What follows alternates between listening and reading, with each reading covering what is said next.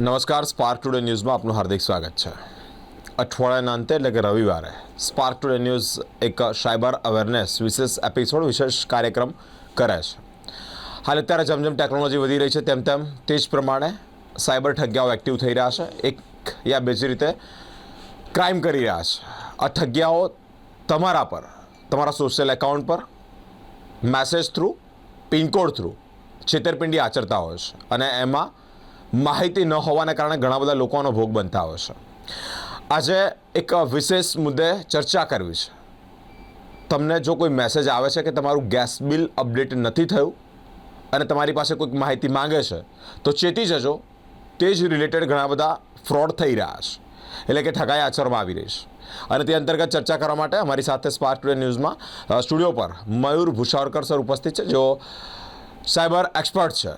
ઘણા બધા કિસ્સાઓ પ્રકાશિત કર્યા છે, તેનું સોલ્યુશન કઈ રીતે અવેર રહેવું, કઈ રીતે લોકોને માહિતગાર કરવા, તે અંતર્ગત વિશેષ ચર્ચા કરીશું. સર, સ્પાર્ક ટુડે ન્યૂઝમાં આપનું હાર્દિક સ્વાગત છે. નમસ્કાર. આજનો મુદ્દો રહ્યો છે કે ગેસ બિલ અપડેટ નથી થયું તેવા મેસેજ આવી રહ્યા છે અને તે મુદ્દે ચર્ચા કરી છે. સર, શું છે પહેલાં તો એ ટેક્સ મેસેજ જેનાથી બચવાની અને સાવધાન રહેવાની જરૂર છે? કયા પ્રકારના ફ્રોડ આ અંતર્ગત આચરવામાં આવે છે? સૌથી પહેલાં તો હું આપણા વિડીયો જર્નલિસ્ટ જે ગૌતમભાઈ સોનુને છે એમને હું એવું કહીશ કે આ બાબતે થોડુંક દર્શકોને માહિતગાર કરે. અહીંયા એક મેસેજ વોટ્સઅપ પર આવે છે, તમારા જે રજિસ્ટર્ડ નંબર, ગેસ ઓફિસ સાથે જે રજિસ્ટર્ડ નંબર છે તેના પરથી આ એક નોટિસ લખેલું આવે છે. હવે નોટિસ આવે એટલે જનરલી શું થાય છે કે કોઈ પણ વ્યક્તિ એને વાંચવાનો અને એમાં એક ગેસ કંપનીનો લોગો હોય છે કે dear gas consumer, your gas connections cut tonight at 9:30 PM because your last month bill was not updated. Call urgent અહીંયા નંબર લખેલો હોય છે અને એને પોતાની ઓળખ ગેસ ઓફિસર તરીકે આપેલી હોય છે અને સંસ્થાનું નામ લખેલું હોય છે. અને જ્યારે કોઈ વ્યક્તિ આ નંબર ઉપર ફોન કરે છે તો એને એવું કહેવામાં આવે છે કે તમારું ગેસ બિલ તમે અપડેટ નથી કર્યું. કોઈ વ્યક્તિ કહેશે મેં તો ગેસ બિલ ભરી દીધું છે. હવે ગેસ બિલ ભરી દીધું છે તો પછી મારે શા માટે ફરીવાર ભરવાનું?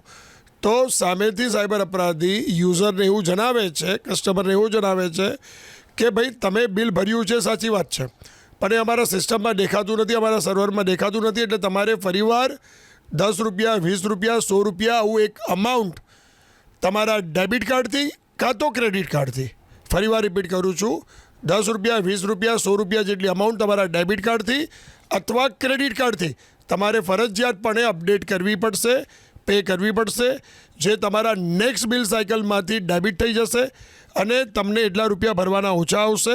પરંતુ સિસ્ટમમાં અપડેટ નથી થયું એટલે તમારે આ અપડેટ જો તમે નહીં કર્યું તો તમારું જે ગેસ કનેક્શન છે રાત્રે 9:30 વાગે તે કાપી નાખવામાં આવશે, એટલે તમને ગેસ વિહોણા બનાવી દેવામાં આવશે. આવા પ્રકારની ધમકી સાયબર અપરાધીઓ દ્વારા નોટિસના માધ્યમથી મોકલવામાં આવે છે.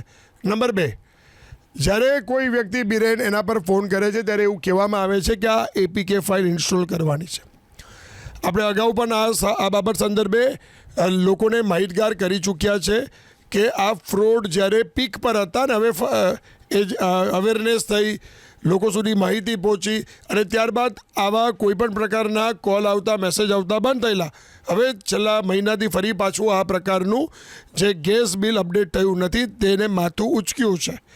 હવે લોકો જ્યારે આવા પ્રકારની એપ્લિકેશન્સ મોબાઈલમાં ઇન્સ્ટોલ કરે છે, બિરેન એપીકે ઇન્સ્ટોલ કરી એટલે એનો મોબાઈલ કોમ્પ્રોમાઇઝ થઈ જાય છે, એનો મોબાઈલ સાયબર અપરાધીના કંટ્રોલમાં જતો રહે છે. જ્યારે એપ્લિકેશન ઇન્સ્ટોલ કરે છે, એપ્લિકેશન ઇન્સ્ટોલ કર્યા પછી એને એવું કહેવામાં આવે છે કે હવે આ એપ્લિકેશન ઇન્સ્ટોલ બેકગ્રાઉન્ડમાં કરાવી દીધી, ત્યારબાદ એને એક લિંક મોકલવામાં આવે છે. એ લિંક ગેસ કંપનીની જ હોય છે અને એ લિંક ઉપર ક્લિક કર્યા બાદ એને એવું કહેવામાં આવે છે કે હવે તું ડેબિટ કાર્ડથી, ક્રેડિટ કાર્ડથી 100 રૂપિયાનું પેમેન્ટ કર.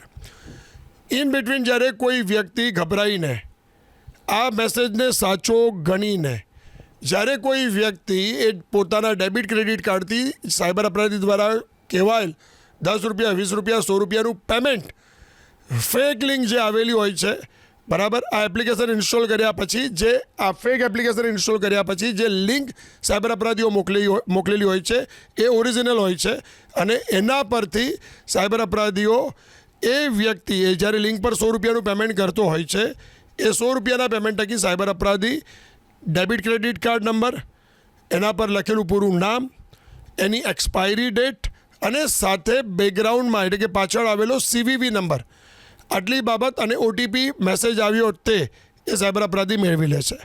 હવે હું આપણા વિડીયો જર્નલિસ્ટ જે અહીંયા ગૌતમભાઈ છે એમને હું જણાવીશ કે થોડુંક આ બાજુ એટલે કે આ સ્ક્રીન ઉપર જરા હાઇલાઇટ કરે. બેન, જ્યારે એપ્લિકેશન ઇન્સ્ટોલ કરવામાં આવે છે ને ત્યારે આ 2 પ્રકારની પરમિશન્સ લેવામાં આવે છે, ફોન અને SMS. હવે આ એટલી ડેન્જરસ પરમિશન્સ છે ને એન્ડ્રોઈડની. જો હું અત્યારે આ સ્પાર્ક ટુડે ન્યૂઝના માધ્યમથી દર્શક મિત્રોને જણાવવા માંગુ ને, જે પણ ટેકનોલોજીના જાણકાર છે તેમને એટલું ખ્યાલ છે કે જ્યારે ફોન પરમિશન આપવામાં આવે ને ત્યારે એમાં એક ઇન્સ્ટોલ પરમિશન લેવામાં આવે છે, બીજી રન ટાઈમ પરમિશન લેવામાં આવે છે અને ત્રીજી સ્પેશિયલ પરમિશન લેવામાં આવે છે. ઇન્સ્ટોલ ને રન ટાઈમ તો ડેન્જરસ છે જ, પણ એનાથી ત્રીજી જે પરમિશન છે ને આ ફોન પરમિશનની અંદર, એની અંદર સ્પેશિયલ પરમિશન છે. અને સ્પેશિયલ પરમિશન દર્શક મિત્રો એ હોય છે કે જે તમારા મોબાઈલની અંદર આ જે ફેક એપ્લિકેશન ઇન્સ્ટોલ કરેલી છે આના થકી સાયબર અપરાધી તમારા મોબાઈલ પર થતી તમામ ગતિવિધિઓને સ્ક્રીન રેકોર્ડ કરી શકે છે એની એપ્લિકેશન થકી. એટલે એને તમારું ડેબિટ ક્રેડિટ કાર્ડથી માંડીને બધી જ માહિતી, તમારા CVV નંબર સુધીની માહિતી એની પાસે પહોંચી જાય છે. અને ત્યારબાદ જ્યારે એ વ્યક્તિ પાસે આ માહિતી પહોંચી જાય, બરાબર, ફોન પરમિશન પહોંચી જાય અને સાથે SMS પરમિશન પહોંચી જાય, ત્યારબાદ એ જ વ્યક્તિ તમને ફોન ઉપર એંગેજ રાખે છે અને ત્યારબાદ એની ટીમ બીજા ડિવાઇસ થકી, બિરેન, સાયબર અપરાધીની ટીમ બીજા ડિવાઇસ થકી તમારા ડેબિટ ક્રેડિટ કાર્ડનો ઉપયોગ કરીને પરચેસ કરે છે. અલગ અલગ જગ્યા પરથી, અલગ અલગ વેબસાઇટો પરથી ગિફ્ટ કાર્ડ ખરીદે છે, USDTથી માંડીને CBDTની અંદર એ રૂપિયા ટ્રાન્સફર કરે છે અને તમારું બેંક એકાઉન્ટ ખાલી કરે છે. તમારા બેંક એકાઉન્ટમાં પડેલા બધા રૂપિયા એ લોકો તેના પર તરાપ મારે છે. એનું બીજું કારણ એ પણ છે, અહીંયા SMSની પરમિશન છે. SMSની પરમિશન હોય એટલે તમારા મોબાઈલ પર OTP આવે. એ OTP એ લોકો તમારી જોડે ફોન પર વાત ચાલુ જ રાખે છે અને ઇન બિટવીન એ લોકો તમારા સિસ્ટમ એટલે કે તમારા ડિવાઇસ પર આવેલો OTP SMSની પરમિશન આપેલ હોવાને કારણે એ લોકો વાંચી લે છે અને વાંચીને એ કન્ટિન્યુઅસલી બેંક એકાઉન્ટ ખાલી કરે છે. બિરેન, હજુ અહીંયા પતતું નથી. હવે હું આ બાબતથી આગળ જઈશ અને આજે એક મોટી બાબત બીજી તમને જણાવવા જઈ રહ્યો છું જે ડેન્જરસ છે. કઈ બાબત ડેન્જરસ છે એ હું તમને જણાવું છું. સ્પાર્ક ટુડે ન્યૂઝના વ્યુઅર એ ભાઈ સાથે જ એક ઇલેક્ટ્રિશિયન છે, એમની પોતાની ઇલેક્ટ્રિકની દુકાન છે અને એમના પર જ આ પ્રકારની મુશ્કેલી આવી. એટલે એમને જે ઇનપુટ હેડ છે કૌશરભાઈ, એમનો સંપર્ક સાધ્યો અને કૌશરભાઈ થકી મારા સુધી પહોંચ્યા અને ત્યાં સુધી એમના એકાઉન્ટમાંથી લગભગ મને ખ્યાલ છે ત્યાં સુધી 55,000 થી 70,000 રૂપિયાની વચ્ચેની કોઈક અમાઉન્ટ છે તે એમના એકાઉન્ટમાંથી ડેબિટ થઈ ચૂકી હતી. હવે ફરિયાદ પણ થઈ, બધું જ થયું. એમને ફરિયાદ તાત્કાલિક 1930 ઉપર કરાવડાવી અને ત્યારબાદ જે તે પોલીસ સ્ટેશનમાં એમનો કેસ ટ્રાન્સફર પણ થયો. પણ મુદ્દો ક્યાં આવીને અટક્યો બિરેન, હવે જાણવા જેવું છે. આમાં અપડેટ શું આવ્યું? કારણ કે શું અપડેટ હતો એ તમને કહું કે સાયબર અપરાધીએ જ્યારે આ SMSની પરમિશન લીધી ને ત્યારે એને શું કર્યું, 3 બાબત આ વખતે નવી જોવા મળી અને એટલે જ હું આજે આ મુદ્દો લીધો છે અને આપ સર્વેને જાગૃત કરવા જઈ રહ્યો છું. એ મુદ્દો છે પહેલો, એને એરટેલ મની જે બેંક છે તેની અંદર એને એકાઉન્ટ ખોલ્યું. કોના નામથી એકાઉન્ટ ખોલ્યું? ઇલેક્ટ્રિશિયનના નામથી. પૈસા ઇલેક્ટ્રિશિયનના એકાઉન્ટ એટલે જે પૈસા હતા એ એરટેલ મની બેંકની અંદર એકાઉન્ટ ખોલાઈને ટ્રાન્સફર કરવાનો પ્રયાસ કર્યો કાં તો ટ્રાન્સફર કર્યા. નંબર 1. એટલે એક તો સૌથી પહેલાં એ ઓપરેટ કોણ કરવાનો? સાયબર અપરાધી. અને નામ કોનું હતું? જે ભોગ બનનાર હતો, જેને આ એપ્લિકેશન ઇન્સ્ટોલ કરી, એ ઇલેક્ટ્રિશિયન. નંબર 1. નંબર 2, એને એના નામથી સિમ કાર્ડ લેવાનો પણ પ્રયત્ન કર્યો. નંબર 3, એ વ્યક્તિએ એના નામથી ઝોમેટો એપ્લિકેશન ઉપર પણ રજિસ્ટ્રેશન કરવાનો પ્રયત્ન કર્યો. નંબર 4, બીજી 3 થી 4 અલગ અલગ એપ્લિકેશનો કે જે બેન્કિંગ એપ્લિકેશનો છે તેને એક્સેસ કરવાનો પ્રયત્ન કર્યો. ઇવન તો એની અંદર લોન એપ્લિકેશન કે આ વ્યક્તિના નામથી લોન લેવાનો પણ પ્રયાસ કરવામાં આવ્યો. આ વ્યક્તિના નંબરનો ઉપયોગ કરીને જે ઓનલાઈન જે લોન પ્રોવાઈડર છે એની પાસેથી લોન લેવાનો પણ પ્રયત્ન કરવામાં આવ્યો. હવે તમે વિચારજો કે એક આ એપ્લિકેશન જે ફેક એપ્લિકેશન છે એ આપણે કોઈક પણ રીતે જાણકાર નથી અને આપણે ઇન્સ્ટોલ કરીએ છીએ ભયમાં આવીને, તો આપણે બીજા કેટલી મુશ્કેલીમાં પડી શકીએ છીએ. જ્યારે આ મુદ્દો આખો મારી સામે આવ્યો ત્યારે મેં એના આખા ફોનને 360 ડિગ્રી માઇક્રો એનાલિસિસ કર્યું. ટેકનિકલ એનાલિસિસને અંતે જેટલા ડિજિટલ ફૂટપ્રિન્ટ હતી કે જેને કારણે આ વ્યક્તિને મુશ્કેલી નડી શકે ભવિષ્યમાં, ઇવન તો એનો સિબિલ સ્કોર બગડી શકે, એવા તમામ જે મુદ્દા સાયબર અપરાધી દ્વારા આચરવામાં આવેલા હતા તે બધાને આ લાસ્ટ 10 દિવસમાં એ બાબત સંદર્ભે કેન્સલ કર્યા. આખા ડિવાઇસને જે માલવેરથી, આ એપ્લિકેશનના માલવેરથી જે આખો જકડી લેવામાં આવેલો હતો એને ત્યાંથી રિમૂવ કરી, બધા એક્સેસ, બધી પરમિશન્સ. ત્યારબાદ એના તમામ પાસવર્ડ બદલવામાં આવ્યા. પાસવર્ડની સાથે સાથે જે એને ડેબિટ કાર્ડ યુટિલાઇઝ કરેલું એ ડેબિટ કાર્ડને પણ સ્ટોપ કરવામાં આવ્યું. સાયબર અપરાધીએ એની બંને બેંકો પર તરાપ મારવાનો પ્રયત્ન કરેલો, કારણ કે આ એપ્લિકેશન અને આ બે પરમિશન કે જે ફોન પરમિશન છે અને SMS પરમિશન છે, એના થકી સાયબર અપરાધી એની બીજી બેંક સુધી પહોંચવાનો પણ પ્રયત્ન કર્યો.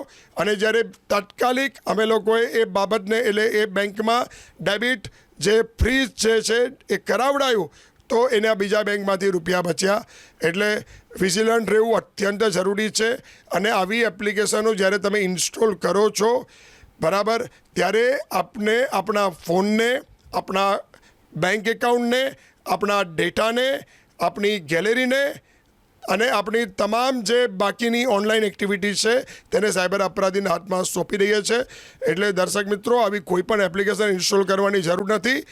ઇલેક્ટ્રિસિટીના નામથી બિલ આવે, મેસેજ આવે કે કનેક્શન રાત્રે કાપી નાખવામાં આવશે, કે ગેસ બિલથી આપવામાં આવે, કે KYCના નામથી આવે કે તાત્કાલિક એકાઉન્ટ બંધ કરી દેવામાં આવશે. તમે બેંકમાં જઈને કાં તો એ વીજળી બિલની જે શાખા છે ત્યાં જઈને, અથવા તો તમે જે તમારી ગેસ ઓફિસ છે તમારી શહેરની, ત્યાં જઈને તમારે સંપર્ક સાધવો જોઈએ, નહીં કે આવી વાતચીતમાં આવવું જોઈએ. અને બીજું હું તમને જણાવી દઉં કે નથી KYC માટે કોઈ APK આવતી, કે નથી કોઈ પણ વીજળી બિલ માટે APK આવતી, કે નથી કોઈ ગેસ બિલ માટે APK આવતી. અને અપડેટ થવાનું બાકી છે. આવી જે રમત છે ને સાયબર અપરાધીની, એને જાકારો આપવાની જરૂર છે. જો આપણે જાગૃત થઈશું અને બીજાને જાગૃત કરીશું તો જ આપણે આ લોકોને જાકારો આપી શકીશું. અધરવાઇઝ આ લોકોનો મનસૂબો બહુ મજબૂત બનતો જશે અને આમના જે ઘેરો છે, આમનો જે 360 ડિગ્રી આપણા પર ઘેરો નાખવાનો પ્રયત્ન કરી રહ્યો છે, એને તોડવા માટે આપણે જાગૃત થવાની જરૂર છે અને બીજાને જાગૃત કરવાની જરૂર છે. જી બિરેન, શું કહેવા માંગો છો અંતિમમાં, જ્યારે દર્શકોને શું આપ તરફથી મેસેજ આપવા માંગો? હું જણાવવા માંગીશ કે આવી કોઈ પણ એપ્લિકેશન ક્યારેય APKના ફોર્મેટમાં ઇન્સ્ટોલ ન કરવી જોઈએ. એપ સ્ટોર કે પ્લે સ્ટોરના માધ્યમથી ઇન્સ્ટોલ કરવી જોઈએ. કોઈ મિત્રના તરફથી આવેલી કોઈ બાબત છે કે કોઈ રિલેટિવ્સના બાબત, એટલે કે રિલેટિવે પણ .apk ફાઇલ મોકલી છે તો ઇન્સ્ટોલ કરવાથી બચવું જોઈએ, કારણ કે આપણો ફોન કોમ્પ્રોમાઇઝ થાય છે. એની ટ્રસ્ટ જે છે એ બિલ્ડ કરવો બહુ ડિફિકલ્ટ છે આમની અંદર. એટલે એ નહીં જ, એટલે કે આપણે એને એક SOP બનાવી દઈએ આપણી કે ભાઈ એ આપણે ઇન્સ્ટોલ નહીં જ કરીશું. નંબર 3 કે આપણે ટોટલ જે આપણી ઓનલાઈન એક્ટિવિટી છે એને આપણે સુરક્ષિત રાખવાના તમામ જે પાસા છે તેને આપણે ઓલવેઝ એનું પાલન કરવું જોઈએ. નંબર 4 કે જો કોઈ પણ રૂપિયા આપણા જાય છે કોઈ પણ રીતે જો ઓનલાઈન એક્ટિવિટી દરમિયાન, તો 1930 પર સમય બગાડતા પહેલાં, એટલે સમય બગાડવા કરતાં 1930 પર ફરિયાદ કરવી જોઈએ. જેટલું ઝડપથી ફરિયાદ કરશો તેટલા ઝડપથી રૂપિયા બચવાની સંભાવના વધી જશે. અને ત્યારબાદ તમને કોઈ પણ પ્રકારની ધાક ધમકી કે કોઈ વ્યક્તિ દ્વારા આપવામાં આવે છે તો હું એવું માનીશ કે નજીકના પોલીસ સ્ટેશનનો સંપર્ક સાધવો એ અત્યંત જરૂરી બની જાય છે. જી બિરેન, ખૂબ ખૂબ આભાર. જે પ્રમાણે હાલ અત્યારે જે .apk ફાઇલ છે અને તે ઇન્સ્ટોલ કરતી વખતે જ આ તમામ ઠગાઈ આચરવામાં આવ્યો છે, ધ્યાન રાખવું. જે ફરિયાદી છે એટલે તમે જો ભોગ બન્યા છો તો ફરિયાદ પર નોંધવાની માહિતી આપી છે. અલગ અલગ આવી રીતે ઠગાઈઓ સાયબર અપરાધીઓ આચરી રહ્યા છે, પરંતુ તમે તેમાં ન ફસાવ તે માટે આ એપિસોડ કરતા રહીએ છીએ. તમામ સાયબર અવેરનેસના એપિસોડ જોવા માટે અમારી સાથે સ્પાર્ક ટુડે ન્યૂઝ પર જોડાયેલા રહો.